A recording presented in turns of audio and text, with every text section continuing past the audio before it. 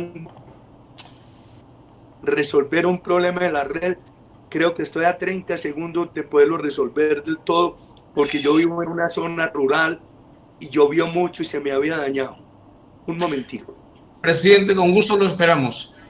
Es un momentico, es que yo vivo en una zona rural y un aguacero nos afectó mucho esto. Un momentico.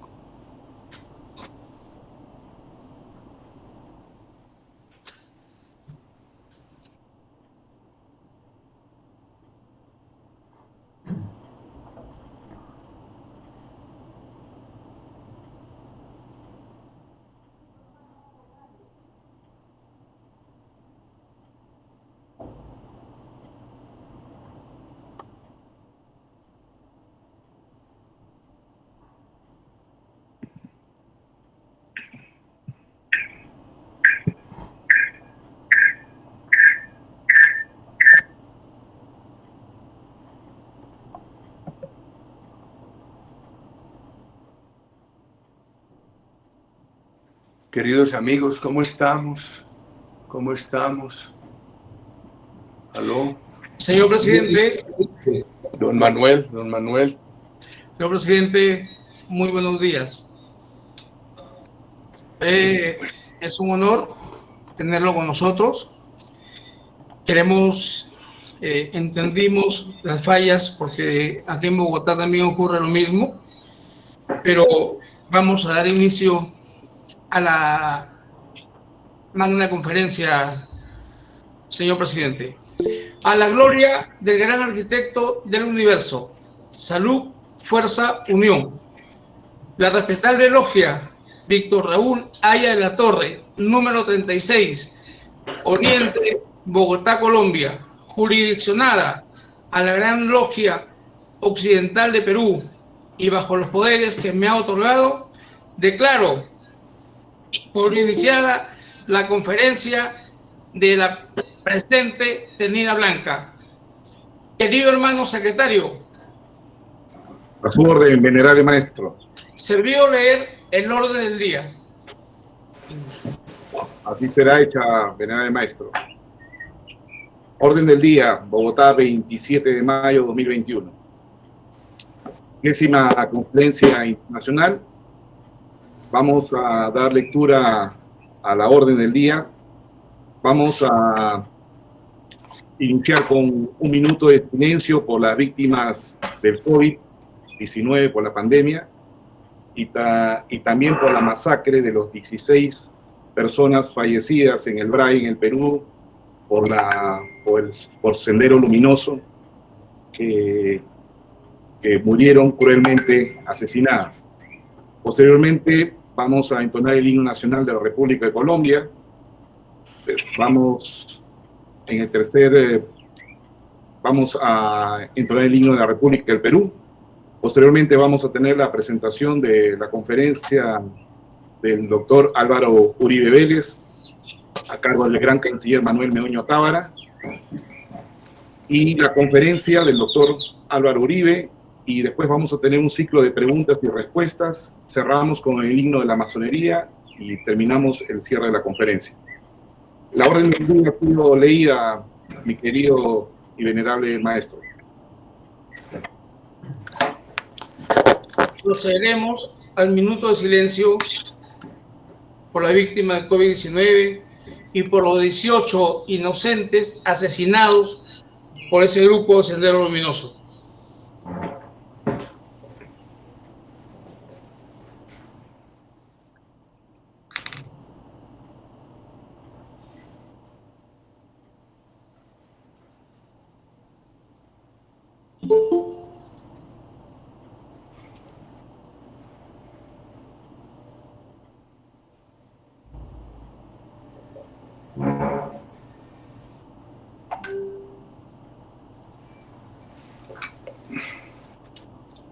Listo.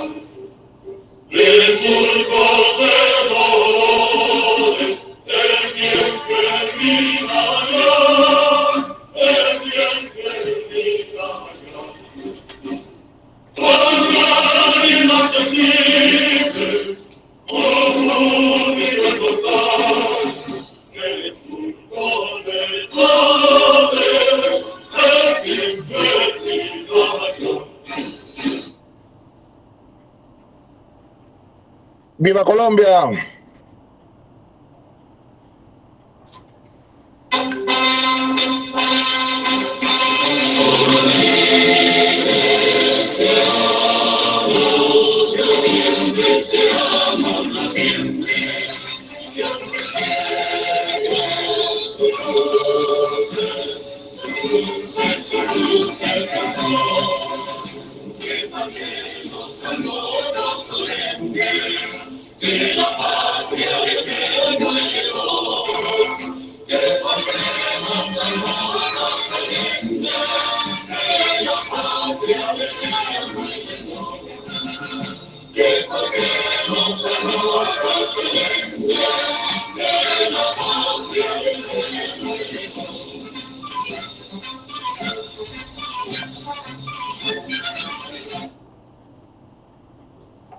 ¡Viva el Perú! ¡Viva! ¡Viva! ¡Viva! ¡Viva! ¡Viva! ¡Viva el Perú! ¡Viva! España, Senado, ¡Viva el Perú! y se hizo el vuelo. Buenos días. Buenos días. Les pido, por favor, silencio sus micrófonos. Voy a hacer la presentación de un brillante amigo, compañero de las libres democracias, un expresidente de la República, del cual todos nos sentimos orgullosos, peruanos, colombianos, europeos y extranjeros, querido presidente Álvaro Uribe Vélez. Es para mí un gran honor, respetables y queridos hermanos, señor fiscal, ex fiscal de la Nación, señores embajadores, cuerpos diplomáticos acreditados en Colombia, altos oficiales, almirantes generales, tenientes generales de la Fuerza Aérea del Perú, autoridades civiles, políticas y militares, hacer esta presentación al líder de la democracia y a quien combatió firmemente la guerrilla en Colombia y a quien nosotros estamos muy agradecidos, pues con su empuje, su dedicación, con su fuerza y su valentía, aún a costa de su propia vida, ha dado fruto para el país y ha dado fruto para todo el continente latinoamericano. Hablar del presidente Uribe significa hablar, como lo he dicho anteriormente, de lo que es la verdadera concientización de la democracia. Es por ello, señor presidente, que lo hemos invitado. Es por ello estamos escuchando y vamos a escuchar su brillante conferencia que servirá para no permitir que el comunismo, marxismo, leninismo, izquierdismo gobiernen el Perú. No lo vamos a permitir, señores, bajo ningún punto. Y a los militares aquí presentes en este momento, la invocación y exhortación a poner orden en las elecciones del 6 de junio.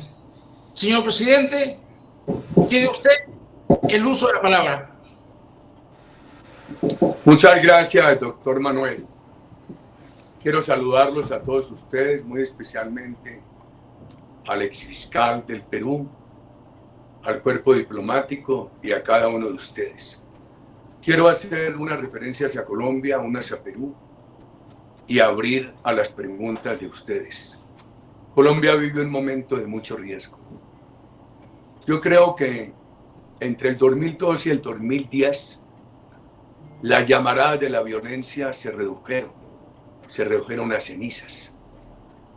El país avanzó mucho en la economía y entre 2012 y 2013 la pobreza bajó del 51 al 27%. En el año 2012, ya hacía 2 años había salido yo de la presidencia. Colombia contabilizó 42.000 hectáreas de coca, el récord por lo bajo. El Plan Colombia había empezado con más de 170.000. Pero en ese año 2012-2013 se tomaron decisiones.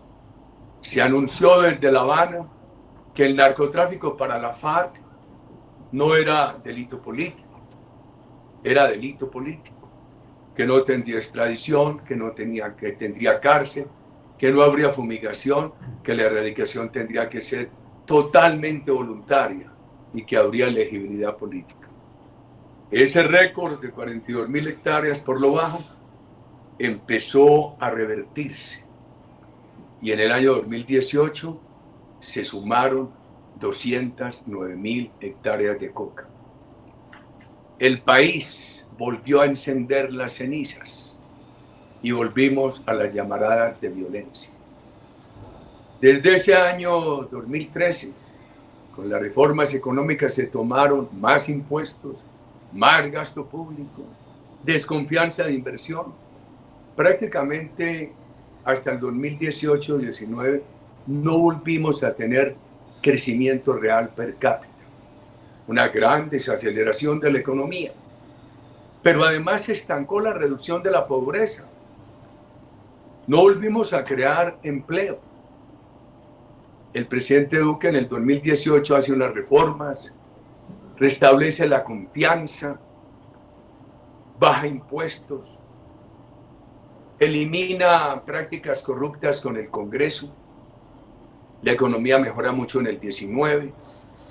En los meses de febrero y marzo del 20, la economía crece en promedio al 4.2, pero viene la pandemia. El gobierno hace grandes esfuerzos para enfrentar el problema social de la pandemia, pero no alcanza. Esa pobreza que estaba en el 27, se modificó la fórmula de cálculo por una más realista, más el efecto de la pandemia, eso subió la pobreza al 42,5, muy distinguidos amigos, 42,5. 2.700.000 personas de aquellos colombianos que habían llegado a las clases medias han visto revertir su condición, empeorar, regresarse a estados anteriores. Todo esto muy grave. ¿Ha hecho esfuerzos el gobierno? Sí los ha hecho. ¿Tiene que hacer más? Muchos más. ¿Tiene el gobierno comodidad fiscal financiera para hacerlos? No. El presidente Duque recibió el país muy endeudado, injustamente endeudado. Y el endeudamiento se le ha crecido bastante para poder atender la pandemia. ¿Qué se requiere? Se requiere recursos y más política social. ¿Qué pasó con la reforma tributaria? Una reforma tributaria inconsulta, El mismo partido nuestro, que es partido de gobierno, pidió que no la presentara. Eso, sumado a la pobreza que ha generado inconformidad social, produjo las protestas sociales respetables, que son una institución de la democracia. ¿Qué se necesita? Se necesita que rápidamente pueda el país contar con unos recursos. ¿De dónde? Que los pague el 1% más rico de la población. ¿Para qué? Para atender políticas de juventud y políticas de superación de la pobreza extrema.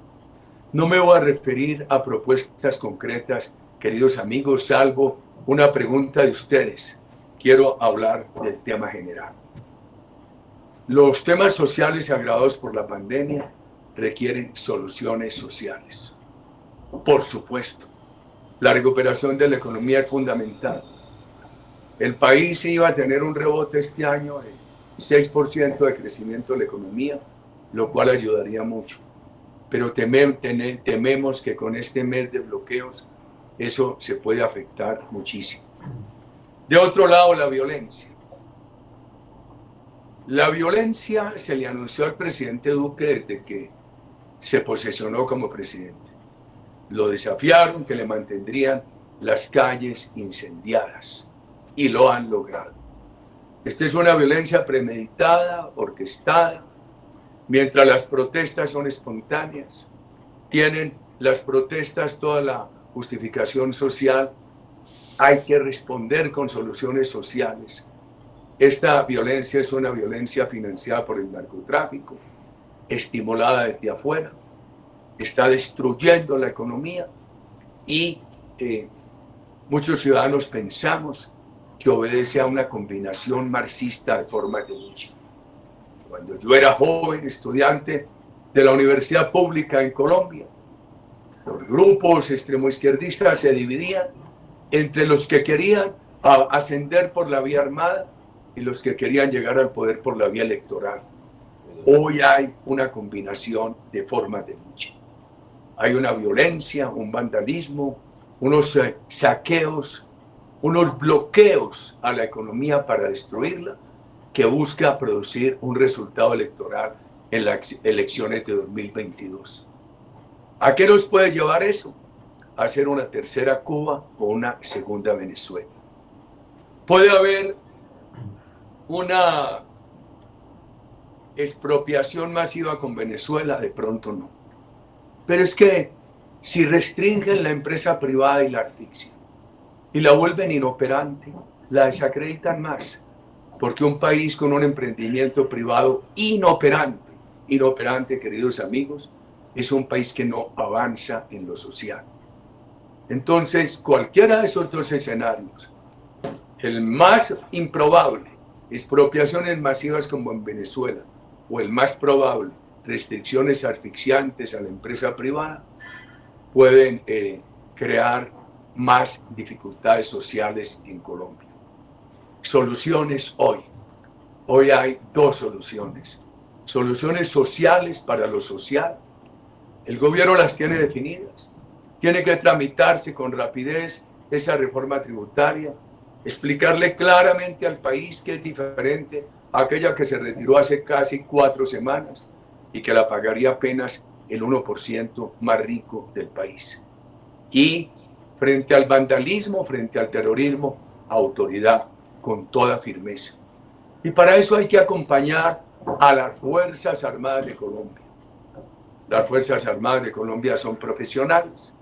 No han estado al servicio de dictaduras, han estado al servicio del sometimiento a la Constitución.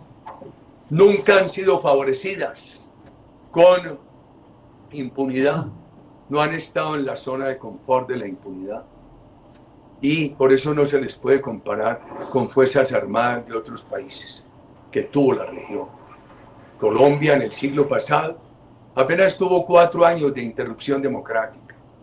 Los mexicanos se ufanaban de que habían tenido en el siglo pasado la democracia más extensa, pero ellos tuvieron 12 años de interrupción democrática. Las Fuerzas Armadas de Colombia hay que recuperarles la motivación. las han desmotivado. Primero en el Acuerdo de La Habana los pusieron de igual a igual con el terrorismo. Después les crearon una justicia ideológica de extrema izquierda impuesta por la FARC. Y nuestro gobierno y nuestro partido prometieron una reforma que no se ha adelantado.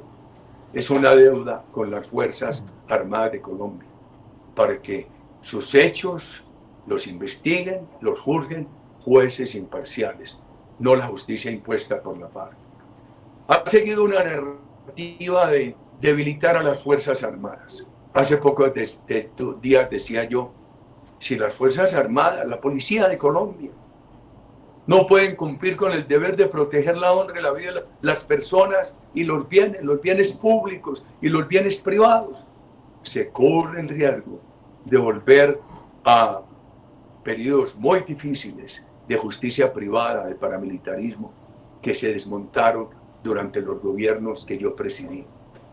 Ya hemos visto comerciantes, empresarios, residentes, sacar armas para repeler la acción vandálica y de bloqueos. Digamos que eso puede ser casos excepcionales de legítima defensa, pero no puedo ocultar el temor de que eso se vaya a generalizar en una organización de justicia privada que vuelva a épocas muy difíciles que el país había superado. Las Fuerzas Armadas de Colombia hay que animarlas, hay que apoyarlas. Las Fuerzas Armadas de Colombia no son unas fuerzas que disparan contra manifestantes. Hoy hay una visión internacional muy grave, dañina e injusta. Presentan a Colombia, a su gobierno y a sus Fuerzas Armadas como que aquí imperara la violencia oficial. No es cierto. Son los sofismas de distracción de esa combinación de fuerzas, de formas de lucha, de sectores extremoizquierdistas, de sectores con esa simpatía por Venezuela, por Cuba, así la oculten en muchas ocasiones, con la violencia y sus ambiciones políticas. Entonces, quiero dejar estas preocupaciones sobre Colombia. ¿De qué dependerá el futuro? El futuro inmediato, de que haya autoridad, de que se resuelvan estos problemas sociales, que la juventud y los sectores que están en extrema pobreza puedan ver un camino de reivindicación. Queridos amigos, las Fuerzas Armadas de Colombia debilitadas, como han querido muchos, desarmadas como lo pretenden muchos, no pueden cumplir su tarea constitucional. Una cosa es las Fuerzas Armadas fuertes como las queremos, bien apoyadas, bien dotadas. Otra cosa son Fuerzas Armadas vándalas que no respeten los derechos humanos. Para nosotros es tan importante las Fuerzas Armadas y la policía con fortaleza como su respeto a la Constitución y a los derechos humanos. Sobre el Perú, con inmenso respeto, tengo que hacer unos comentarios. Cuando supimos de la candidatura del presidente Chávez en Venezuela, él siempre habló como candidato de respetar la libertad de prensa, de respetar la empresa privada, negaba el castrismo, prometía lucha contra la corrupción y la pobreza, prometía un país fraterno, sin odio. Yo he dicho que a Colombia y el Perú les están avisando, que a Venezuela no le avisaron, porque cuando leo las proclamas, los programas de un candidato del Perú, veo gran reticencia frente a las libertades, veo una incitación al odio frente a la empresa privada, veo un desconocimiento de toda la institucionalidad internacional. Alguien en un foro me decía, bueno, pero es que si ese candidato gana, no tendrá las mayorías del Congreso peruano, aunque hay una inclinación ahí, dicen mis interlocutores, populista. Ustedes saben lo que hemos visto en América Latina. Cuando se elige a personas de esta orientación ideológica y esas personas se encuentran con algún tropiezo en el Parlamento, se idean la manera de reformar la Constitución de sustituir la Constitución. El candidato del Perú debe en sus análisis decir: no nos importa el Congreso, sustituimos la Constitución. Y Chávez llegó con esas promesas. ¿Qué hizo? Empezó a expropiar, empezó a afectar las libertades. Le quitaba las frecuencias de emisión a un medio de comunicación, obligaba a un canal de televisión a que se desprendieran de él sus propietarios y se lo vendieran a unos amigos del gobierno. Se anularon las libertades y se redujo la empresa privada a la más mínima expresión. ¿Qué pasó con lo social? Inicialmente no se vio, porque con petróleo a 80, 100, 140 dólares,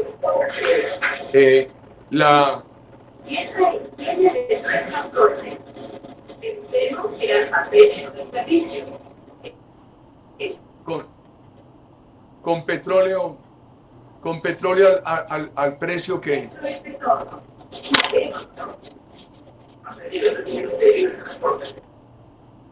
¿Podría apagar su micrófono? Gracias. Disculpe, presidente. Entonces, hubo un momento de tal bonanza petrolera que estimuló un gran consumismo en Venezuela y que no dejaba sentir el problema que se derivaría de la restricción de las libertades y de la reducción de la empresa privada. Yo no defiendo la empresa privada per se. Defiendo la empresa privada como un factor de generación de recursos para que puedan avanzar las políticas sociales. En nuestro credo político nosotros decimos: menos Estado burocrático, Estado austero. Los recursos del Estado no se deben derrochar en pomposas entidades costosísimas. Deben ser invertidos con austeridad y, en la medida que se ahorre en el Estado burocrático, llevar más recursos a la atención de la comunidad. Nosotros creemos en el emprendimiento privado, pero no per se, no como un fin, sino como un medio para poder apoyar las políticas sociales. Por supuesto, rechazamos el odio de clases y creemos en la economía fraterna. Y algunos han dicho que se trata del enfrentamiento, pero antes déjenme, antes de volver al Perú, recordar algunas situaciones de Venezuela. Yo estuve en Venezuela en junio de 1998. Era una reunión del PNUD de Naciones Unidas. Fui representando al St. Anthony's College de la Universidad de Oxford en Inglaterra. El país estaba bien. Estaba terminando el presidente Caldera. Nos reunimos con él, nos explicó la situación de Venezuela. 1.200 personas escuchamos a Luis Justi, entonces presidente de la empresa de petróleo más importante del mundo, PDVSA. Además, el país era excedentario en maíz, en arroz, gran productor de del cacao porcelana, de un gran prestigio mundial, país con una gran industria metalúrgica, con una gran minería de hierro. Solamente en la cuenca del Guri tenía tantos megavatios instalados para 29 millones de habitantes, como solamente en esa cuenca, como Colombia, en toda la instalación, para en ese momento 44 millones de habitantes, hoy 50. Cuando llegué a la Universidad de Oxford dije: Venezuela está bien, pero le puede ir muy mal. Esa semana que estuve en Venezuela, todos mis interlocutores decían: estaban llenos de ilusión a votar por el candidato Chávez. Yo llegué con esa corazonada de preocupación. Fue elegido, emprendió un viaje como presidente electo a Europa. Lo recibimos en la Universidad de Oxford. Y yo, que estaba ahí entre el grupo de estudiantes académicos de la universidad, le pregunté cuando terminó su introducción: presidente, ¿cómo va a ser su relación frente a Colombia? Acaba de empezar el gobierno legítimo, democrático, del doctor Andrés Pastrana, pero tiene un problema muy grande, que es el desafío terrorista de la FARC. Elmo contestó con gran oratoria que sería neutral. El presidente, no lo haga. No puede haber neutralidad del país hermano frente al otro país en el cual hay de un lado una democracia respetable y de otro lado un narcoterrorismo. Ese día yo quedé con muchas espinas. Posteriormente, ya el presidente, yo a partir del 2002, empecé a tomar una actitud en favor de Colombia y de nuestras democracias que me costó mucho. Decían que estaba aislando a Colombia, que fue denunciar y marcar linderos. Y aquí ha llegado Venezuela por la eliminación de las libertades de la empresa privada a una pobreza comparable con la de Haití, de acuerdo con las mediciones internacionales. Y muchos me preguntan, ¿cuál es el futuro? Yo lo veo con pesimismo. Veo que esa tiranía se ha estabilizado por muchos elementos. Si bien producen poco petróleo, tienen mucha reserva. Lo suficiente para mantener un mínimo vital que entretenga a la población. La minería de oro, en muchos casos ilegal, les ayuda. El narcotráfico se ha convertido en una fuente de recursos del gobierno y de sus válidos o favoritos. Gravísimo. Tienen el apoyo de grupos terroristas de Colombia. Allá está la FARC, reagrupada y crecida con más de 4.000 reincidentes. Está el ELN. Allá, en circunstancias que todavía no aclaradas, acaba de morir un reincidente de la FARC, solicitado en extradición por los Estados Unidos por narcotráfico, el señor Jesús Santrich. Venezuela ha logrado el régimen comprar el apoyo de las Fuerzas Armadas a través del soborno del negocio de la corrupción. Muchos altos integrantes de las Fuerzas Armadas manejan la corrupción, se benefician de la corrupción, y la reciprocidad ha sido su lealtad con la tiranía. Han salido de Venezuela aproximadamente 4 millones de personas. Son 4 millones de responsabilidades menos de Maduro, pero muchos de ellos remesan dineros a sus familiares. La economía venezolana, por todas estas circunstancias, se ha dolarizado de facto. En las ciudades fronterizas colombianas ya no se ve el bolívar, la antigua moneda de Venezuela, sino el peso o el dólar. Y todos estos factores le dan una estabilidad a la tiranía. Yo lo digo con mucha preocupación, porque Cuba y Venezuela no tienen esperanzas. Cuba ha anulado a 4 generaciones. Venezuela ya anuló a una y está empezando a anular a la segunda. Pero hoy Colombia, con todas las dificultades, sí tienen esperanzas, queridos amigos. Entonces, sobre el Perú, y aquí terminaría para atender las preguntas de ustedes, en esta invitación que me produce el mayor sentimiento de gratitud, un inmenso honor de ustedes conmigo en un momento difícil de mi vida, que he tenido que enfrentar esta injusta persecución judicial, y eso me hace humildemente decirles que estoy muy agradecido. Terminaría con esto. Algunos dicen, simplificando, que el problema del Perú es el enfrentamiento entre un populismo de izquierda y un populismo de derecha. No, queridos amigos. De un lado hay un neocomunismo, una hipótesis política manifiestamente marxista-leninista, y por el otro lado hay un esquema democrático bueno para el Perú. No creo que lo de Keiko Fujimori sea populismo de derecha. El populismo no resuelve nada.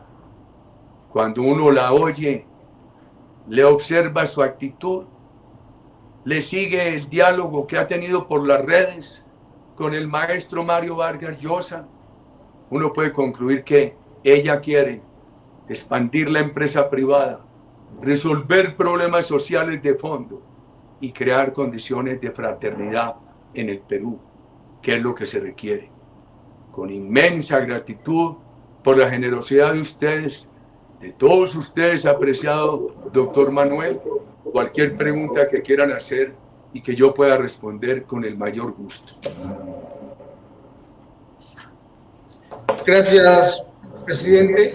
Antes de continuar, quiero manifestar nuestra total admiración, respeto y apoyo. Un apoyo total e irrestricto. Sabemos de todas esas persecuciones intolerantes hacia usted, pero estamos decididos siempre a defender las verdaderas causas sociales, nobles y democráticas que usted ha pregonado a lo largo de su vida. Quiero, antes de empezar el ciclo de preguntas y respuestas, también hacer hincapié. Y nosotros los peruanos, señor presidente, no vamos a permitir bajo ningún punto de que el señor Pedro Castillo y su presidente del partido quieran atentar contra esta democracia que por décadas hemos apoyado. Por décadas hemos salido a defender la democracia peruana. Claro que sí, hay dos temores. Y no voy a hablar de los males menores y esas cosas. Como dijo Jaime Bailey, y este video va para Jaime, esta noche llegará a poder de Jaime Bailey. Hay acá un caso, un temblor y un terremoto.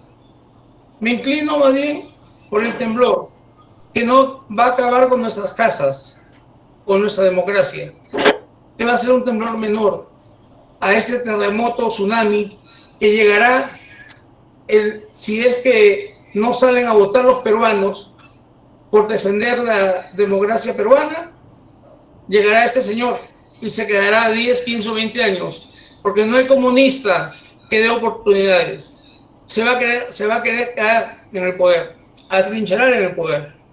Entonces, gracias, señor presidente, por ese magnífico apoyo al continuismo de la democracia. No esperábamos menos de usted. Y cuente con nosotros, porque desde hoy, desde este preciso instante, bienvenido a la logia Víctor Raúl Ayala Torres, número 36, Oriente de Bogotá, y a la Gran Logia Occidental de Perú. Quiero conceder el uso de la palabra a nuestro ilustre poderoso hermano José Antonio Peláez Bardales, ex fiscal de la Nación.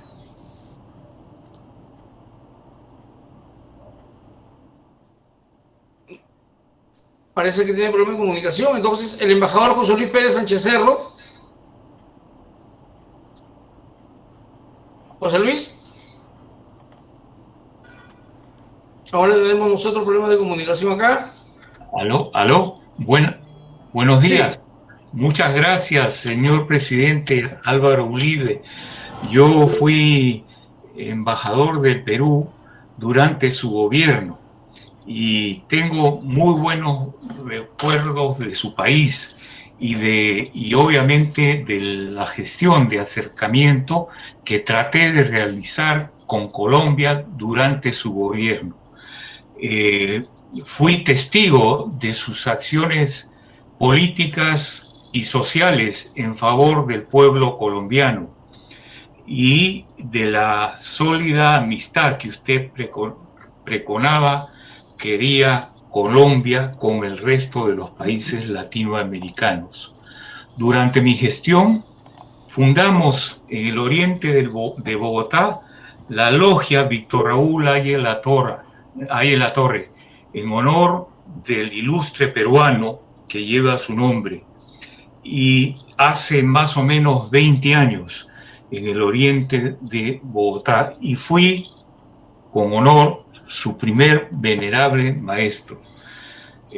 También recuerdo el grato recuerdo de Colombia, de haber sido yo doctor, graduado doctor en Sociología Jurídica e Instituciones Políticas en la Universidad Externado de Colombia, y de los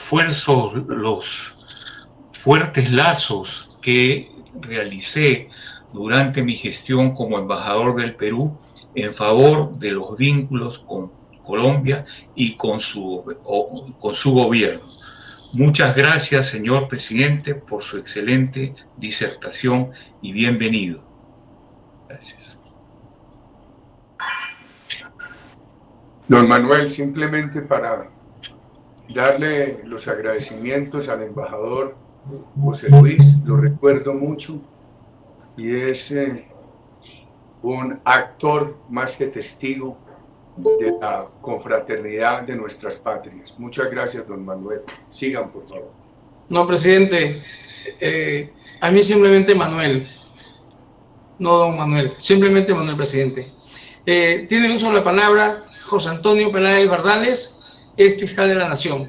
¿Puedes hacer uso de la palabra, José Antonio, por favor? Muy buenas a todos, un abrazo fraterno y en especial al presidente Álvaro Uribe, que nos ha nos ha presentado el panorama de Colombia, de Perú, de Venezuela, con muchísima lucidez, como siempre he admirado en sus planteamientos a lo largo de toda su trayectoria, presidente Álvaro Uribe. Indudablemente, usted ha hecho un rapidísimo enfoque de la situación de su país, de Colombia, de Perú, y lógicamente lo que viene pasando en Venezuela. Indudablemente el comunismo en estos momentos ha acelerado sus planes de expansión, aprovechando la crisis que ha traído la pandemia del COVID-19. El hambre, la pérdida de trabajo, la crisis sanitaria, la crisis económica. Esto creo que ha acelerado el desarrollo de planes del terrorismo. Esto es en Colombia, que tiene todavía proyectado sus próximas elecciones en el 2022, y le ha tocado a Perú, dada la inminencia de las elecciones que ya pasaron en primera vuelta y ahora estamos enfrentados a esta segunda vuelta. Usted ha presentado prácticamente los idénticos problemas que tenemos aquí en Perú: la crisis económica, la crisis sanitaria, la política, la falta de empleo, etcétera, etcétera. Bueno, yo quisiera hacerle una pregunta luego de este pequeño comentario. ¿Usted no considera, presidente, con la experiencia que tiene, que aquí en nuestros países, con esta política neoliberal o liberal, hemos descuidado un poco la fiscalización de servicios, hemos descuidado la fiscalización de los recursos básicos, como son, por ejemplo, los medicamentos, las atenciones en clínicas particulares, los servicios de luz, de agua, de teléfonos, y es donde la gente parece que empieza a protestar, a quejarse respecto de la deficiencia y del nulo caso que estas empresas hacen sobre estos problemas que confronta la ciudadanía. De pronto, le voy a decir, lo que aparece ahora en la televisión peruana es mucha gente quejándose de cobros elevadísimos de gas, de luz eléctrica, de teléfono, etcétera. Entonces, el Estado me parece que está ausente en ese tipo de controles para poder regular estas tarifas, y hay, como se dice, un abandono completo del Estado de lo que están aprovechando en este momento estas fuerzas marxistas, comunistas, mariateguistas, maoístas, etcétera, etcétera, para querer aprovechar esa circunstancia y tomar el Estado ya no por la fuerza como lo hicieron hacer en años anteriores, sino ahora a través de las urnas, a través del sufragio universal. Y rogando que el próximo 6 de junio el Perú recupere y sobre todo pueda mostrar que es un país de democracia, un pueblo que quiere seguir adelante, creciendo, superando sobre todo la crisis que venimos confrontando. Creo que tenemos que alentar esa situación, distinguido señor presidente Álvaro Uribe. Muchas gracias. Don Manuel. Señor presidente. Primero, al fiscal, doctor José Antonio, muchas gracias. Muy agradecido por su presencia esta mañana. Y la verdad es que la razón de ser de las libertades y la razón de ser de la creatividad humana es el bienestar social. Yo no concibo empresa privada o libertades como un fin en sí mismo, son un medio de bienestar, un medio de creatividad, un medio de convivencia. Cuando se descuidan esos temas sociales, pues se estimulan todos los riesgos. Mire, yo que quiero tanto al gobierno de Colombia, al presidente Duque, nosotros desde agosto del año pasado le dimos, presidente, lo que usted está haciendo frente a la pandemia es bueno, pero no le va a alcanzar. Mire cómo está creciendo la pobreza. Necesitamos ya pedirle a los más ricos del país unos impuestos adicionales para atender esto, presidente.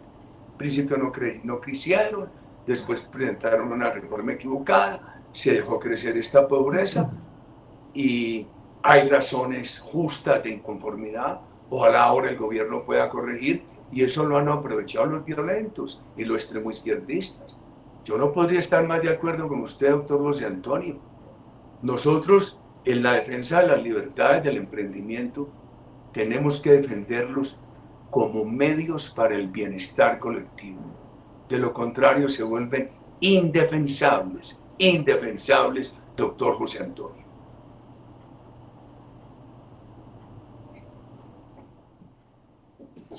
¿Satisfecho, querido hermano José Antonio Peláez? En este momento le voy a conceder uso de la palabra a un amigo en común, presidente Uribe, al senador electo Luis Almeida Morán, senador electo de la República de Ecuador, quien ha trabajado con el presidente, ahora presidente Guillermo Lasso, para que juntos vuelvan a poner a Ecuador en un sitial de privilegio. Luchito, queda concedido el uso de la palabra.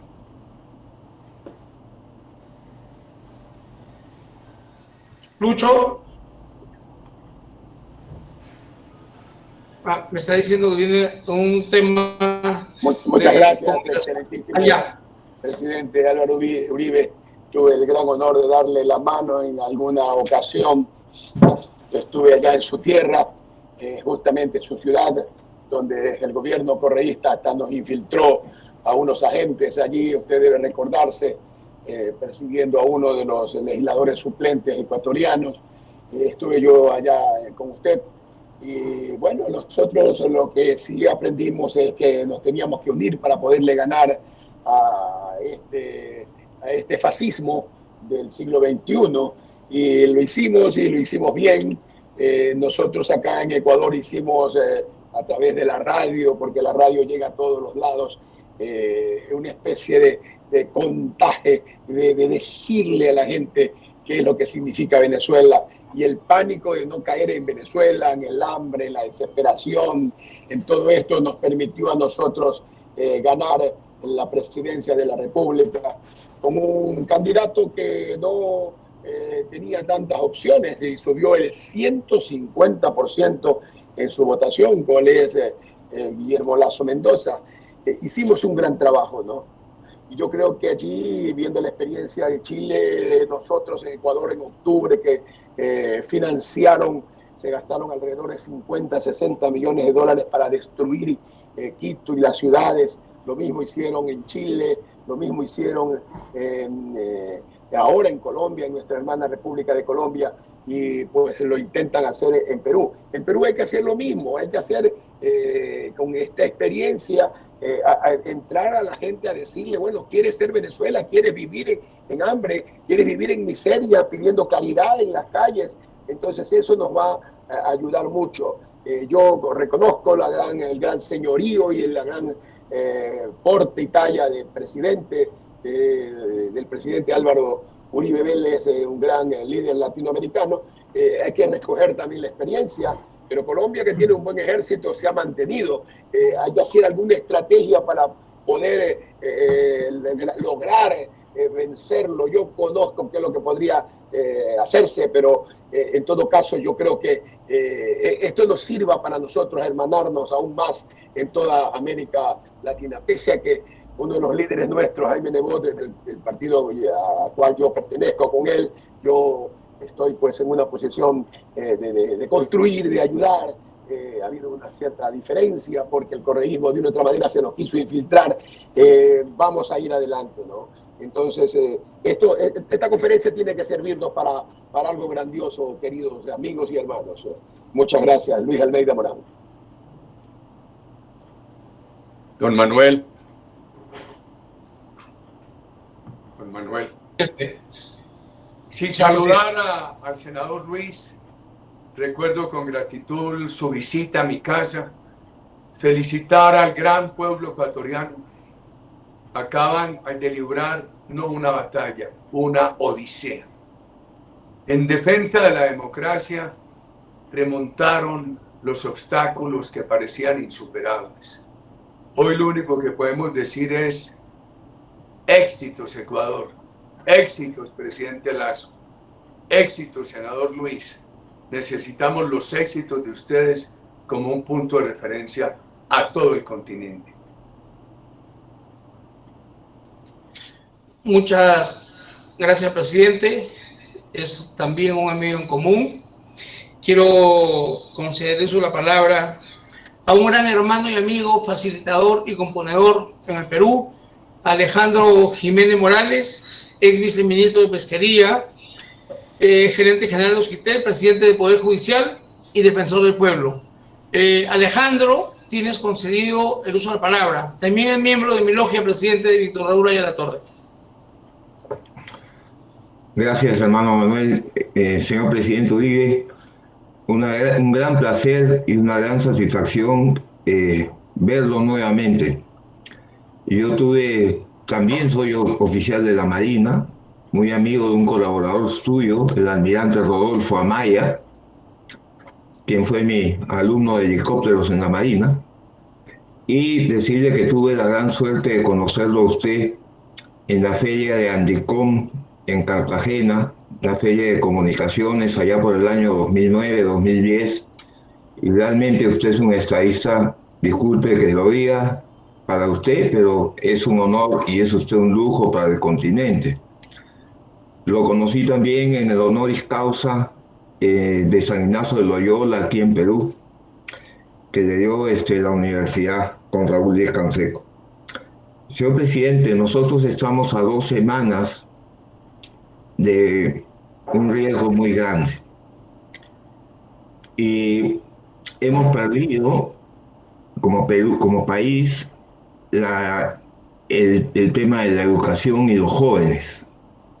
Se abandonó el tema educativo, tanto formativo en los programas en el Ministerio de Educación, como los maestros y sus sindicato, que hoy día es muy fuerte y respalda la opción radical. Los jóvenes no entienden y no tienen memoria de lo que ha pasado. De otro lado, las instituciones también han sido infiltradas, por decirlo menos, tanto en el sector justicia, en la Fiscalía, en el Tribunal Constitucional, en el Jurado de Elecciones. Lo único que nos queda es la racionalidad del voto. ¿Qué consejo, señor presidente, podría darnos en estas 2 semanas? Estoy de una u otra manera también contribuyendo con la opción democrática y me gustaría escuchar un poco de algún consejo casi de emergencia para poder transmitir a la candidata a la presidencia. Lo escucho, señor presidente, con mucha satisfacción. Don Manuel. Don Manuel. Sí, presidente. Sí, para contestarle a don Alejandro, primero muchas gracias. Don Alejandro, consejo, no me atrevo, comparto preocupaciones. América Latina y el Caribe pueden tener 600 millones de habitantes. Un promedio de edad, ¿qué diría yo? 31 años. Una población muy joven, pero un desempleo juvenil muy grande. Una inconformidad de los jóvenes muy grandes. Por ejemplo, yo hoy tengo una juventud colombiana muy en contra. Y los comprendo. Porque, ¿qué les va a decir uno? No, fue que en el gobierno Uribe las cosas mejoraron, pero es un gobierno entre el 2012 y el 2010. Y de allá para acá han mejorado. Entonces a ellos no les tocó vivir mi gobierno. ¿Para qué si están viviendo mal? ¿Cómo los va a resignar uno diciendo que hubo unos tiempos mejores cuando ellos eran unos bebecitos o no habían nacido? Creo que hay que hacer un esfuerzo muy grande.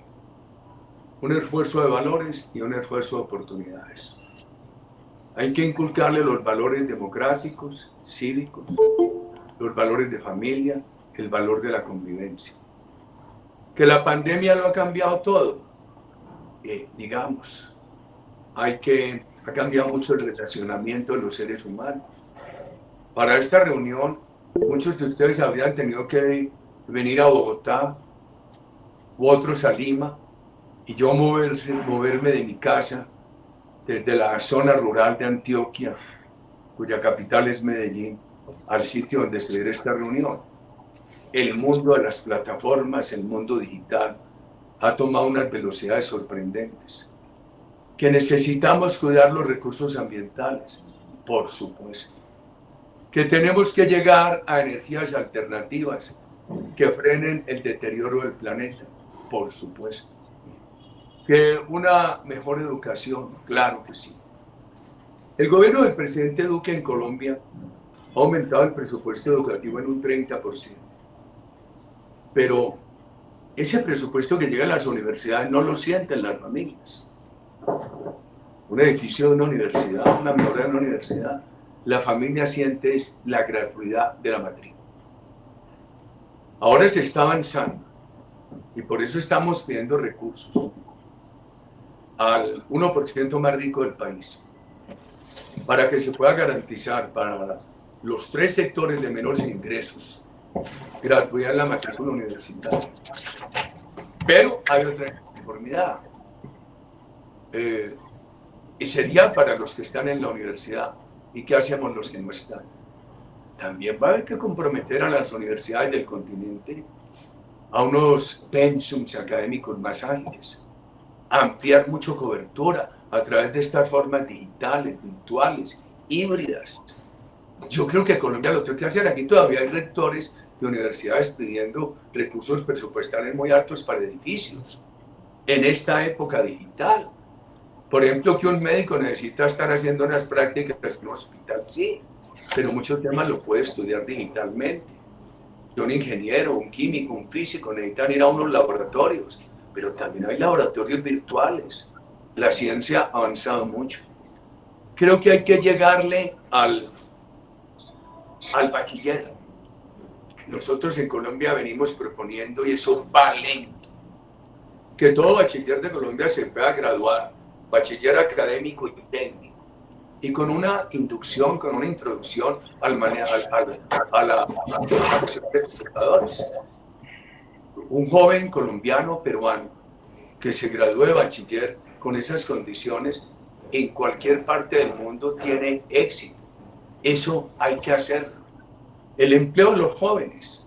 El presidente Duque ha ofrecido ahora que para crear 500.000 empleos de jóvenes se va a financiar al empleador el costo de la seguridad social. Ayer veíamos con Chile que uno de los problemas que hay en los derechos sociales de Chile es que la mayor parte de la seguridad social la paga el trabajador. En Colombia la paga el empleador. Entonces el gobierno ha dicho, señores empleadores, si me vinculan laboralmente jóvenes, el gobierno les paga la seguridad social durante un tiempo. Ayuda muchísimo.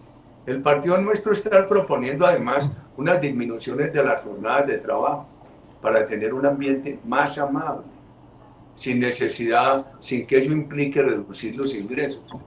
Y aprendizaje laboral con empleo y con ingresos, el contrato de aprendizaje.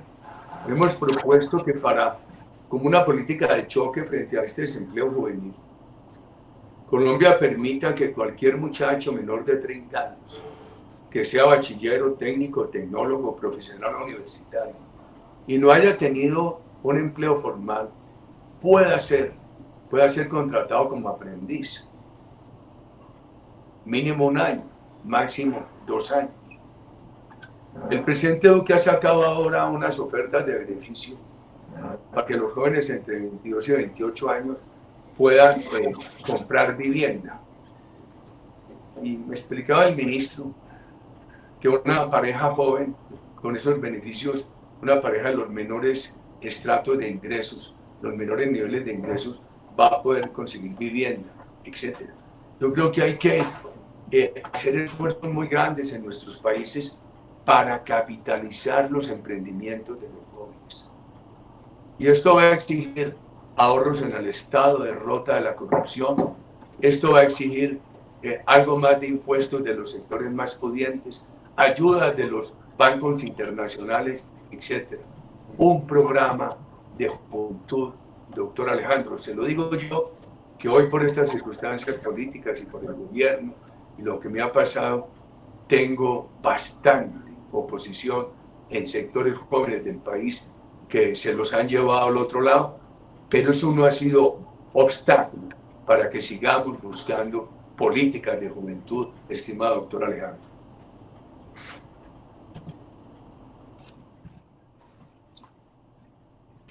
Muchas gracias, señor presidente. Muy agradecido. Gracias, señor presidente. El exministro Alfredo Rosa Antezana, quien conoció también en Panamá al presidente Uribe, tiene concedido el uso de la palabra.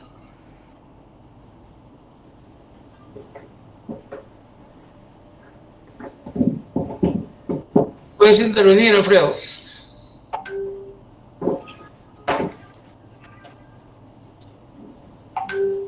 Alfredo, ¿me escuchas? Puedes intervenir. Bueno, tiene algún problema de comunicación muy seguramente. Con relación a lo que dice el presidente Uribe, por ejemplo, en sus años de gobierno, yo disfruté los años de gobierno del presidente Uribe. Lo disfruté con la tranquilidad que todo ciudadano colombiano, extranjero, quería. Salíamos a las calles sin temor alguno, paseábamos, visitábamos fincas, íbamos a ciudades. Me gusta Montería y el ubérrimo, señor presidente, es espectacular. Me gusta Santa Marta, Cartagena, conozco toda Colombia, gracias a Dios. Y una de las anécdotas que puedo contar es que conozco casi toda Colombia menos San Andrés. Conozco rincón a rincón. En este momento, un saludo de Hernando Suárez Burgos, señor presidente, que por temas de comunicación no puede hacerlo él, pero me está escribiendo al celular. Y un saludo muy especial de Hernando Suárez Burgos, miembro de mi logia Víctor Raúl Ayala Torre, y usted conoce muy bien. Gracias, el doctor Suárez Burgos. Acá está Hernando conmigo en el teléfono. Está enlazando la comunicación y la conferencia. Disfrutamos todos este gobierno magnífico del presidente Uribe. Estuvimos esos 8 años con maneras inteligentes de actuar y de gobernar. Esas maneras inteligentes de actuar y gobernar, le pido, señor presidente, que nos diga de las 500 que tiene, una, porque las elecciones son dentro de 10 días, el domingo 6 de junio. Presidente, yo sé que es muy difícil involucrarse en otros países, en la situación de otros países, pero es muy importante un voto de confianza a la masonería que está apoyando, sin ser fujimoristas, a la candidata Fujimori. Un voto de confianza de quien luchó contra los guerrilleros y a quienes los puso donde tenían que estar, en las rejas.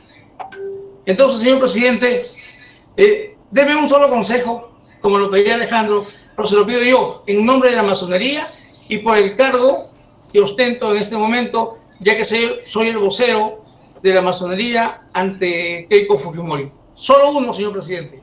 No, doctor Manuel, consejo no. Una reminiscencia útil del gobierno que dirigí. Yo toda la vida he vivido en permanente diálogo con la ciudadanía. Ha sido más el diálogo que el discurso. Durante la gobernación de Antioquia lo hice todos los sábados y domingos. Durante la presidencia de la República, todos los sábados. Y eran diálogos sin promesa, pero siempre con búsqueda de opciones. Y eso generó mucha credibilidad. Yo hoy comentaría ofrecer un diálogo permanente con los jóvenes, sin promesas, pero en ese diálogo una búsqueda permanente, imparable, incesante de soluciones para los jóvenes. Yo creo que lo necesita el Perú, lo necesita Colombia, lo necesita toda América Latina. Decirle a los jóvenes, miren, nosotros queremos en un país seguro, con empresa privada, con soluciones sociales, con respeto al medio ambiente, que sea capaz de reducir, de eliminar las emisiones de carbono, etc. Pero este mundo es para ustedes, el planeta es para ustedes. Queremos estar escuchándolos en permanente concertación con ustedes. Yo creo que el discurso sentido a los jóvenes es muy importante hoy, doctor Manuel.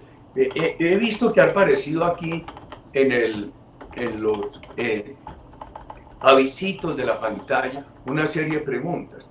Si usted tuviera bien, porque se nos acaba el tiempo, si usted tuviera bien recoger algunas preguntas de estas con el mayor gusto, yo haría el esfuerzo, buscaría cómo responderlas de la mejor manera. Presidente, discúlpeme, ya puedo abrir el micro. Discúlpeme, don Manuel. Presidente, ministro, sí. Un momento. Alfredo, sí, un saludo primero especial. Ya te presenté con el presidente Uribe y conociste al presidente en 2 ocasiones allá en Panamá. Entonces, ahora sí te concedo el uso de la palabra. Muchas gracias, mil disculpas. Presidente Uribe, ¿cómo es la vida? Allá por los años, cuando usted todavía era candidato, tuvimos la oportunidad de conversar en la Casa de Mercado, un amigo común. Y en esa oportunidad conversamos en relación a qué es lo que habíamos hecho en el Perú para poder cambiar las circunstancias. Actuamos desde el punto de vista, diríamos, militar. Los vencimos, pero nuestro error fue que no se continuó el trabajo político. Ese trabajo político que significaba, indudablemente, crear las condiciones para que los jóvenes no volvieran a caer en esto que estamos hoy día. Lamento yo expresarlo de esa manera. Me alegra mucho, presidente Uribe, de que usted lo haya hecho en su país. Y desgraciadamente, la indiferencia y la ingratitud es parte de los que se dedican a la política. Quiero felicitarlo, presidente. No tuve la oportunidad de volver a conversar con usted. Hice posible de que usted pudiera conversar con algunas personas que le dieran el feeling necesario para entender cómo teníamos que trabajar frente a esta terrible plaga que es este comunismo que hoy día se cierne sobre Chile, se cierne sobre el Perú, y esperemos que estas próximas elecciones los jóvenes y todo el pueblo peruano venza definitivamente en las urnas a esta plaga que lamentablemente estratégicamente han encontrado el camino adecuado que desgraciadamente se lo impusieron anteriormente. Gracias, presidente Uribe, por el placer de verlo y de saber de usted. Muchas gracias. Muchas gracias, doctor Alfredo. Me saluda Abel Mercado. Sí. Don Manuel. Presidente, usted tiene la palabra. No, don Manuel, yo, después de este saludo al doctor Alfredo, y que lo recuerdo, la política hay que hacerla todos los días. Esta mañana yo le decía al Mundo España que yo nací en la época de la violencia política, adquirí uso de razón de la mano de mi madre, que luchaba contra esa violencia política, por lo que era el proceso de paz de la época, la construcción del Frente Nacional, por los derechos políticos de la mujer. Me tocó enfrentar en la Universidad Pública Colombiana, estando yo en minoría, sectas comunistas que nos hacían pensar que el mundo no tendría más opción que ser maoísta o prosoviético o procubano o de Ho Chi Minh en Vietnam. Y hemos estado toda la vida en la política. Yo diría que la presidencia, en el caso mío, es una etapa de la política, no un fin de la política, no un fin de la política. Entonces, lo que dice el doctor Alfredo, no se puede abandonar la lucha. Hoy estoy en unas condiciones muy difíciles. Si fuera por mi familia, algunos amigos, yo estaría retirado, pero esta mañana le dije a alguien que no me quede sino un voto, pero seguimos en la batalla, queridos amigos, y seguimos repitiendo lo mismo. Doctor Gracias, Manuel, presidente. si pudiera recoger algunas preguntas que me da pena que no vayamos a alcanzar y aparecen. Presidente, tengo 80 preguntas acá en este momento. Tengo 80 preguntas acá, no sé cuál escoger, pero empezamos con mi secretario que está en Guatemala en este momento. El gran secretario que está en Guatemala en este momento, Pepe Burmester.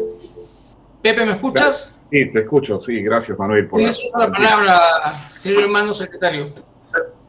Señor presidente, ante todo, le agradecemos enormemente por su tiempo y la disposición que ha tenido con nosotros de poder participar en esta conferencia. Yo quería hacer algo muy puntual y hacer la siguiente pregunta. Ante el entorno actual, ¿cómo ve la situación geopolítica de América Latina entre las tendencias hoy día de derecha e izquierda? ¿Cuál es su visión de esta situación?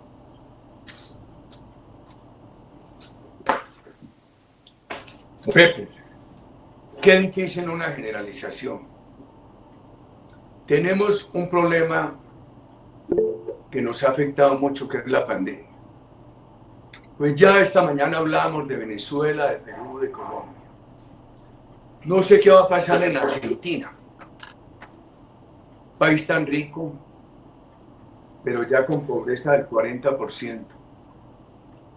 Una situación bien difícil de la pandemia. Una situación de finanzas públicas muy delicada, de desconfianza de inversión. Chile,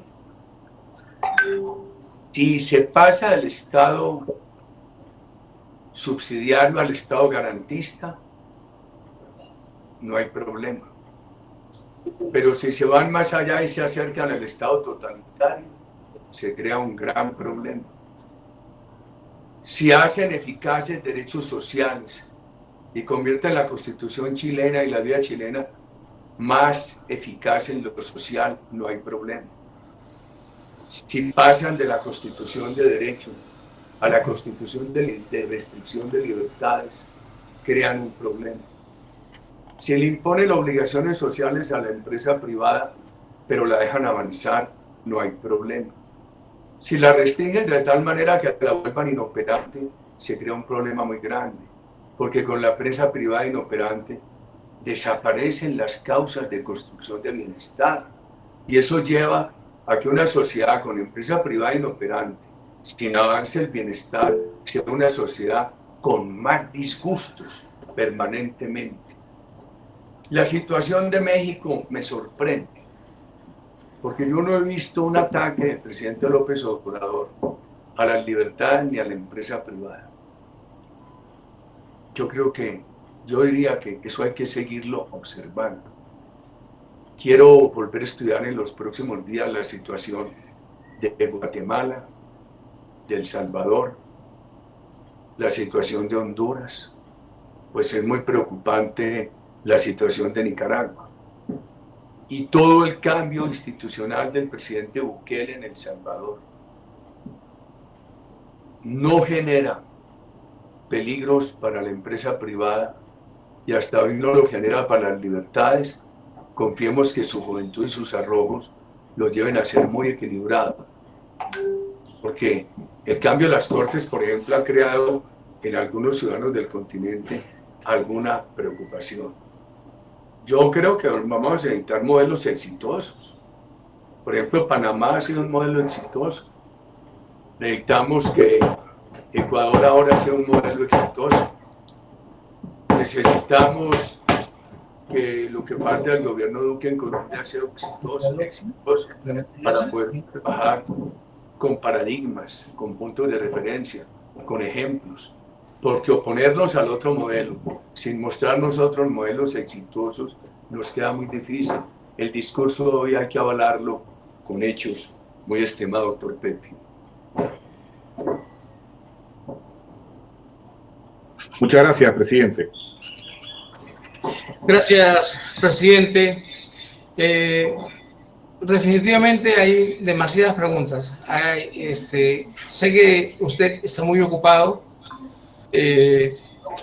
Soy jurista de corazón y por convicción, pero tengo acá a 90 personas que me quieren hacerle preguntas.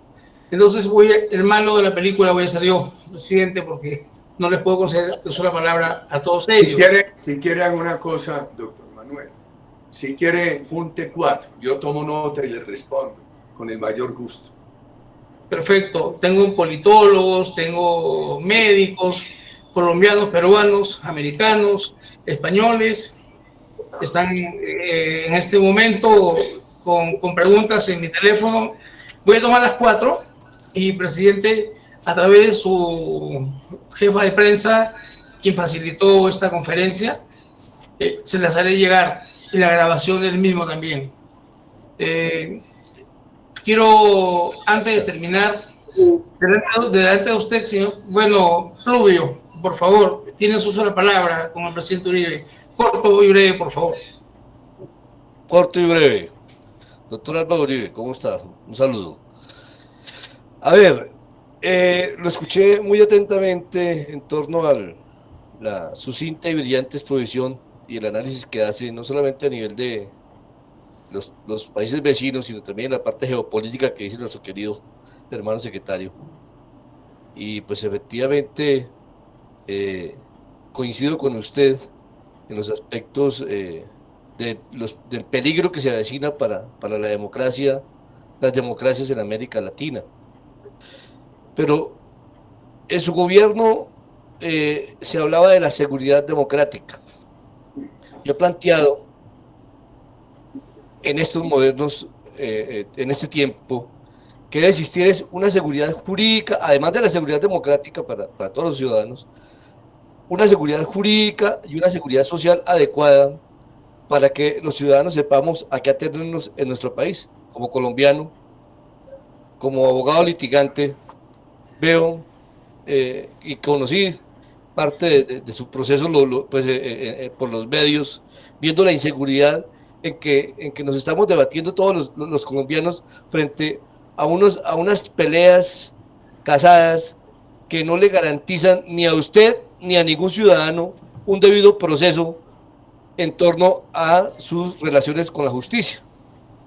Eso me preocupa profundamente porque un país puede vivir sin empleo, sin salud, sin educación, pero no puede vivir sin justicia.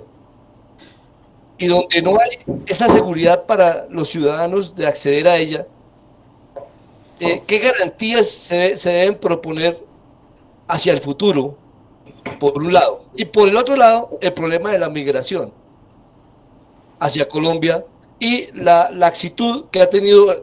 Yo participé en la elección, voté por usted y por Quique Cabrales, el número 1 al Senado de la República, y por el presidente Iván Duque. Lo apoyé en su campaña al Senado. Claro que usted no necesita apoyo porque usted sacó 1 millón de votos solo, pero entonces el problema es que no vemos una luz en torno a esas políticas laxas frente a la migración y al desplazamiento de la mano de obra de los colombianos por parte de los extranjeros, pues de los venezolanos, sin ser yo xenófobo, pero es decir, tenemos una problemática gravísima. ¿Qué alternativa de solución para esa situación que sea de garantía para nosotros los colombianos? Porque estamos mal. Y eso ha incidido precisamente en el problema de desempleo que tenemos, doctor Uribe. Esa es mi pregunta. Gracias. Doctor Manuel, ¿por qué no me ayuda y recogemos las 4? Yo estoy anotando. Si me ayudaran, yo me desconecté como 15 minutos tarde por un problema que les expliqué, y en este momento en Colombia y Perú son las 12:37. Yo tengo a la 1 de la tarde un compromiso impostergable, queridos amigos. Entonces, ayúdenme muy brevemente. Yo anoto las 4, las 3 que faltan. Le contesto al doctor Pluvio y a otros 3 ciudadanos que nos pregunten, don Manuel. Listo, presidente. Mire, vamos a hacer algo, la respuesta también a mi secretario Pluvio Niño, acá en Bogotá. Luego yo voy a anotar las 3 preguntas, porque yo sé que usted es una persona puntual, pero lástima con las lluvias, y procederemos al fin de la ceremonia, de la conferencia. Gracias, señor presidente, por acompañarnos en este momento crucial para la democracia peruana. Hago una invocación a todos los peruanos para que todos defendamos nuestra bandera y nuestros símbolos patrios, para que nuestro país no quede en manos del comunismo. Gracias, señor presidente, por todas las brillantes oportunidades que nos ha ofrecido.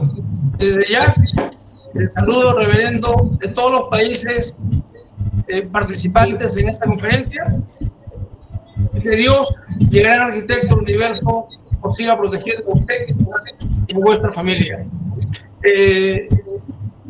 Cada vez que quiero terminar, entra otra persona, pero voy a anotar las preguntas. Boris Darmon, por favor, tienes un minuto. Disculpa. Gracias Manuel. Tuve el privilegio, presidente Álvaro Uribe, de presentar mi primer libro en Valledupar, en Colombia. Solamente una pregunta. Habiendo libertad económica, tal vez nuestra mayor falencia, quiero saber si usted está de acuerdo, ha sido no enseñar a la población a aprovechar la oportunidad que nos da la libertad económica de un país. No hemos trabajado de manera específica en cada ciudadano para que eso sea posible, que ellos también hagan empresa. La empresa grande ha desarrollado, pero las pequeñas en las casas, en los hogares, no lo hemos hecho. Y yo he trabajado en emprendimiento los últimos 11 años aquí en mi país, en Perú. ¿Qué piensa usted acerca de esa falencia de parte del gobierno cuando tiene libertad económica como la que nosotros defendemos? Gracias, Boris. Manuel, completemos las 4. Llevamos el doctor Pluvio, la de Boris. Listo, presidente. Ok, ahí otra pregunta de Carlos Pastioni Valdés, presidente del Alto Consejo Masónico Mundial, y dice Antonio Barazol, dice 72 personas más, pero por favor, le doy uso de la palabra al ilustre, poderoso hermano Carlos Pastioni Valdés.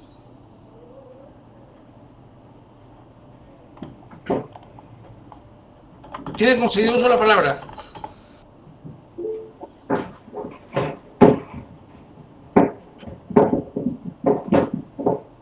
Creo que tiene problemas en la comunicación. ¿Alguna otra pregunta de algún participante, por favor? Vamos a cerrar el ciclo de preguntas y respuestas. Creo que el hermano Diego Pajares quería comentar. Diego, puedes intervenir. Muchas gracias, mis queridos y respetables hermanos. Presidente Uribe, mi admiración siempre por su gestión y por la fortaleza con la que ha afrontado las diversas comunicaciones que se ha presentado en su vida. Presidente Uribe, yo tengo 33 años, soy economista de profesión y servidor público. Soy parte de esta generación de jóvenes que probablemente, no pretendo generalizar, no ha sido consciente de los sacrificios de las generaciones pasadas. Y aquí viene mi pregunta, presidente Uribe. Colombia, Perú, Chile, en América del Sur forman parte de la Alianza del Pacífico.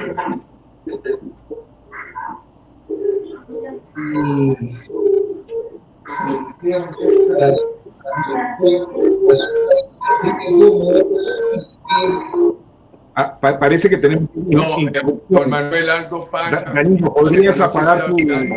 al doctor Diego? Sí, Danilo, ¿podrías apagar tu audio, por favor? Muchas gracias, hermanos. Y efectivamente, Perú, Chile, Colombia en América del Sur forman parte de la Alianza del Pacífico. Definitivamente el desarrollo mundial se da en esta cuenca y en política nada es casualidad. El Foro de Sao Paulo, con una agenda comunista en América del Sur, quiere tomar posición de países claves y del único tratado que está funcionando. Una visión geopolítica, haciendo uso del hard power, del smart power, del soft power, del sharp power. No me sorprende por qué ahora las democracias de Colombia, Chile y Perú se ven atentadas con este crecimiento progresivo del comunismo, que ya logró que en Chile tengan una asamblea constituyente, que hace poco ha logrado que en Colombia existan estos actos vandálicos, y que ahora en Perú, el 6 de junio, nos estamos jugando nuestro futuro. Y mi crítica constructiva es con los servicios de inteligencia. ¿Qué es lo que ha pasado? ¿En qué hemos... ¿Cómo es posible que hayamos dejado que los jóvenes que hoy en día toman un protagonismo en este nuevo siglo puedan estar tan desconectados de la realidad nacional, tan desconectados de las consecuencias, teniendo claros ejemplos en la región? Ni siquiera uno tiene que irse a la historia para conocer que el modelo comunista no ha funcionado en ninguna parte del mundo. Y tenemos ejemplos claros como en Venezuela y en Cuba. Lo que está pasando en Bolivia también es un ejemplo de ello. En Argentina. Entonces, mi reflexión y mi pregunta, presidente Uribe, es ¿en qué hemos fallado en estos últimos 30 años para no concientizar a la juventud a la cual yo pertenezco, pero que no me siento parte porque no me creo ese discurso retórico comunista, presidente Uribe? Manuel. Presidente, ya está la última pregunta también solamente a cargo de una dama, amiga de nosotros, Edith Camerano. Te aprecio mucho. Edith, hermana, tienes uso de la palabra, por favor. Gracias, querido hermano Manuel. Presidente, gracias por estar con nosotros. Yo tengo, yo diría que como 4 cosas para comentar y que cada una genera de una u otra manera una pregunta. O sea, ¿qué hemos visto con la pandemia? Realmente la destrucción de la clase media y de la clase media alta. Hemos encontrado el tema de la privatización de los servicios de salud. ¿Qué hacer para recuperar el bien público de la salud? ¿Qué hacer con el tema de la investigación científica? Que no solo significa calidad de vida, sino que significa la vida misma. Además, hemos encontrado, y esto se ha evidenciado en toda América Latina, la poca inversión social. Usted daba unas estadísticas que corroboran en gran parte lo que ha estado sucediendo. ¿Cómo hacer para generar planes de contingencia social para lograr que existan programas subsidiados que logren generar legitimidad social en un momento dado? La renta básica universal, no sé si se está pensando en ella. Esto haría que hubiera una participación masiva de la sociedad si se lograra esto. Además, la presencia social regulatoria del Estado, y esto que sea sin ningún tipo de concepción ideológica. Y algo que me preocupa enormemente con lo que ha venido sucediendo en los últimos días es el tema de la articulación económica con la articulación campesina. Viendo las estadísticas en general del mundo, bueno, Colombia y América Latina son las que han sido la abastecedora desde el punto de vista de los productos agrícolas en general del mundo. Hoy, ¿qué va a pasar ahora con lo que hemos estado viviendo? Usted ha visto cómo ha sido el tema tan complejo que hemos tenido en los últimos días, 40.000, y eso es lo que sabemos, aguacates que han tenido que botar, la leche botándose, los animales muriendo por los temas que hemos tenido tan complejos. ¿Qué vamos a hacer para que haya una construcción social, para darle el valor real al campesino como ser humano y como ser capaz de generar riqueza? Yo creo que, y estoy de acuerdo con lo que decía el querido hermano Publio, con relación al tema de la justicia. Esta es una sociedad estamental, completamente, donde los fallos se compran, donde se mueven las cosas por amistad, donde los partidos políticos juegan un papel importante. Entonces uno se pregunta allí, por Dios, ¿dónde está nuestro Estado de Derecho? Usted que ha sido un hombre de lo social, y me consta, esto nadie me lo contó, ¿cuántos años estuvimos juntos en el Senado? Usted en la Comisión Séptima fue una de las personas que estuvo al frente de todo el tema en su momento de la modernización de la parte de salud en este país. Gracias, presidente. Gracias, es mi palabra, querido hermano. Don Manuel. Presidente. Entonces, primero al doctor Pluvi. Hablaba de seguridad democrática, seguridad jurídica, seguridad social. En el gobierno nuestro, buscamos darle un concepto democrático a la seguridad y que fuera práctico, que estuviera soportado en hechos. Seguridad para todos, para los más amigos del gobierno y para los más radicales adversarios del gobierno. Seguridad sin cercenar libertades. Seguridad con todo un espíritu libertario. En seguridad jurídica avanzamos para darle seguridad jurídica a la inversión. En aquella época se produjo una ley, la derogó el gobierno siguiente, que autorizaba al Estado a celebrar contratos de estabilidad jurídica con inversionistas. Yo creo que eso es bien importante. He hablado mucho de la seguridad política. Y la seguridad política depende mucho del discurso, de la actitud del gobernante. Por ejemplo, mientras en Venezuela lo primero que oían en esos años, al despertar de un día, era cuál sería la siguiente empresa expropiada. En Colombia se oía una invitación a la confianza. La seguridad social, yo creo que ahí sigue siendo un reclamo del continente. Yo, por ejemplo, tengo que decir que Colombia, en materia de salud, ha logrado una proeza, ha logrado plena cobertura. Tiene deficiencias en servicios, pero este gobierno le reconozco lo siguiente.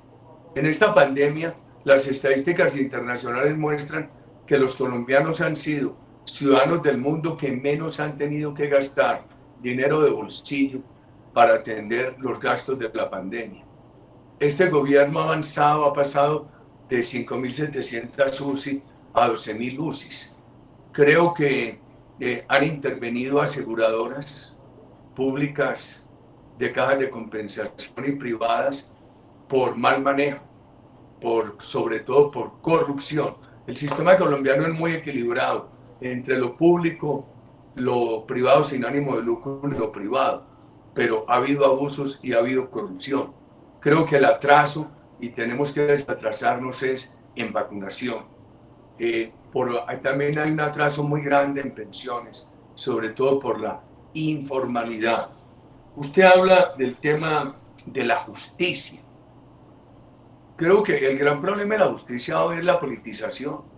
Uno no le puede exigir al juez que no tenga ideas políticas, pero la garantía que el juez le tiene que dar a la comunidad es que se dedica solamente a cotejar los hechos con las normas, a prescindir de las ideas políticas para sus fallos.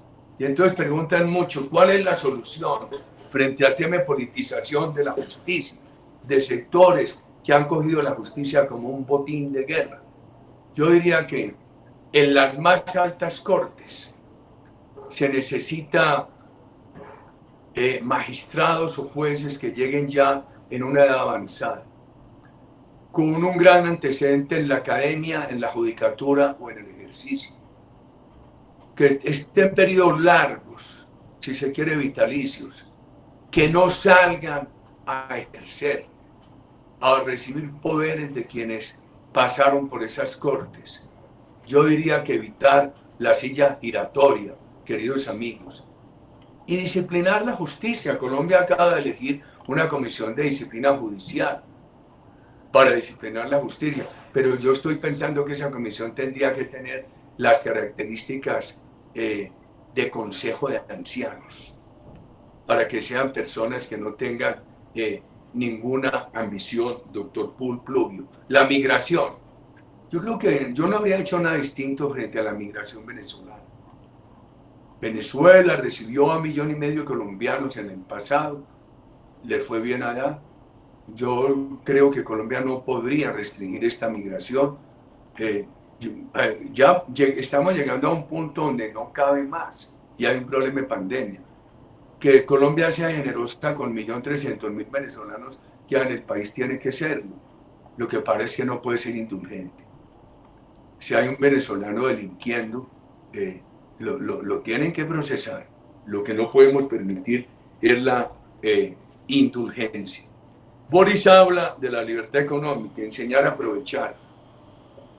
Yo creo que para enseñar a aprovecharla, Boris, hay que crear condiciones de educación. Por eso insistía yo mucho en la respuesta sobre los jóvenes, en graduar al bachiller como bachiller académico, como bachiller técnico, y también que haya cursado y aprobado unas materias de introducción al estudio, a la programación de los computadores.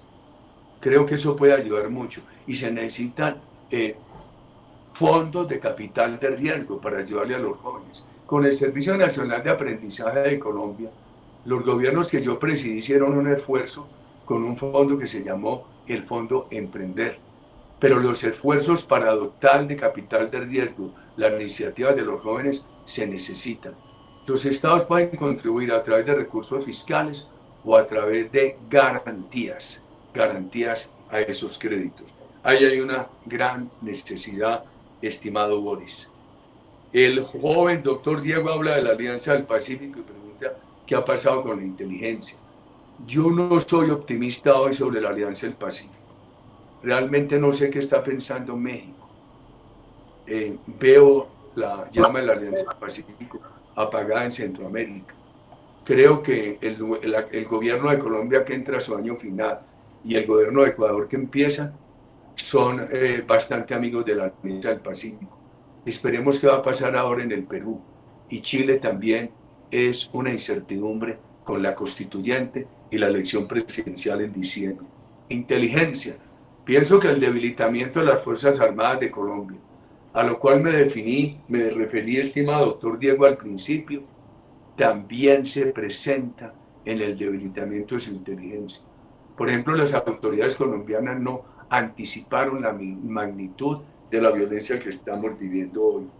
La doctora Edith, mi gran amiga, la doctora Edith, habla de el deterioro de la clase media.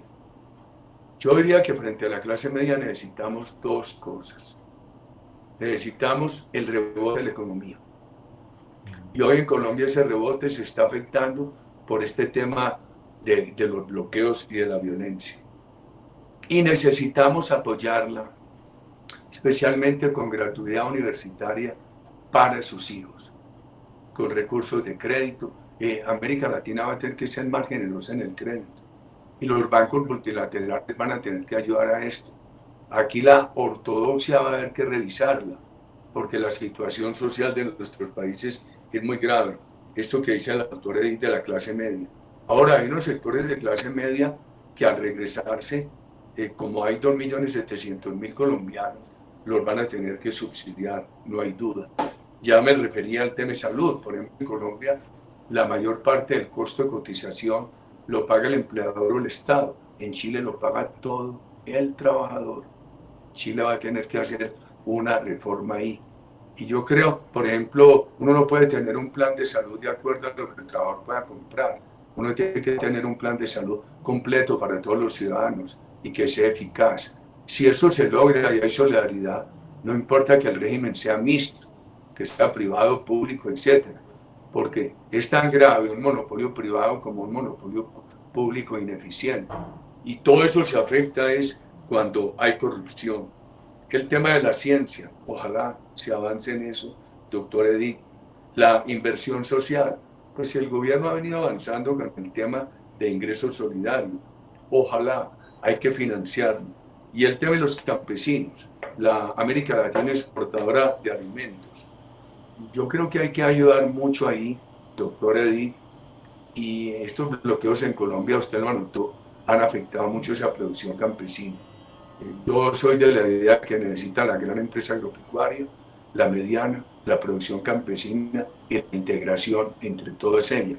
Por ejemplo, el desarrollo de palma africana en Colombia ha mostrado una gran integración de las grandes compañías palmeras con el pequeño productor, a quien le ayudan con semillas, con asistencia técnica, con procesamiento del producto y con mercadeo final. Y entonces el pequeño productor redime su situación, mejora mucho sus ingresos y no tiene que desprenderse de la tierra. Don Manuel, querido, yo terminaría aquí agradeciéndoles inmensamente. Yo lo respeto mucho. Quiero rendirle un homenaje a la memoria de Víctor Raúl Aya de la Torre. Gracias, presidente. El nombre que lleva esta agrupación tan importante, Para mí ha sido un honor. Quisiera escucharlos a todos, pero las circunstancias de tiempo no me lo permiten. Me siento muy honrado. Les hago llegar un saludo con todo afecto. Seguimos en la tarea, hombre. Seguimos en la tarea. Ojalá Perú salga adelante el 6 de junio. Presidente, gracias por todo. Quedó demostrado que el mundo, o la mayoría de países, no prefiere al comunismo. Gracias, presidente. Solamente para terminar, mi agradecimiento reverendo y fraterno, y solamente escuchar el himno de la logia Víctor Raúl Aya de la Torre, pues acaba de mencionar a nuestro epónimo Víctor Raúl. Gracias, señor presidente. Víctor Raúl, presente. Gracias, presidente Uribe. Colombia, Ecuador y Perú, presentes. Así.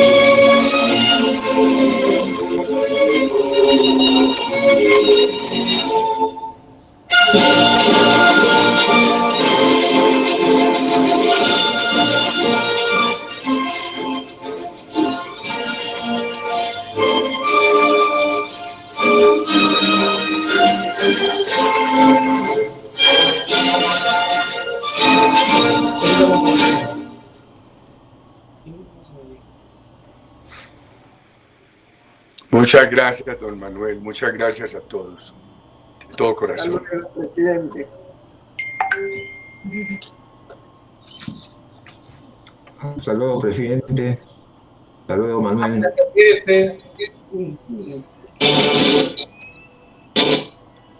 Muchas gracias a los